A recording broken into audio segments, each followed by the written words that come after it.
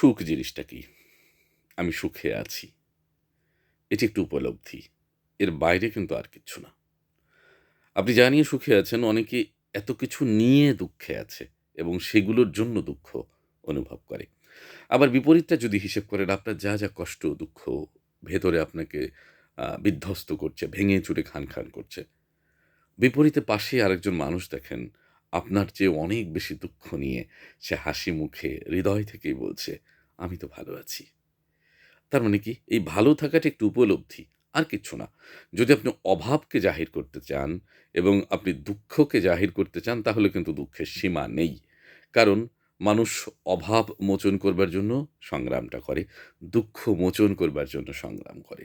আর মানুষের সহজাত একটা বৈশিষ্ট্য হচ্ছে দুঃখ বিলাপ করতে পছন্দ করে, কষ্টের কথা বলতে স্বাচ্ছন্দ্য বোধ করে। সেই প্রেক্ষাপটে আনন্দের কথা অপেক্ষাকৃত কম বলতে চায়। যে কারণে মনে হয় যে চারিদিকে দুঃখ।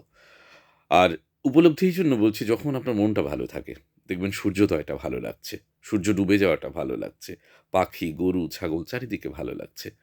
যেদিন আপনি মানসিকভাবে বিপর্যস্ত, দেখবেন সূর্যটা বিপর্যস্ত, চন্দ্রটা বিপর্যস্ত, পৃথিবীর সমস্ত পবিত্র সৌন্দর্য বিপর্যস্ত এবং মলিন মনে হচ্ছে। তার মানে উপলব্ধিতে থাকতে হবে সুখ।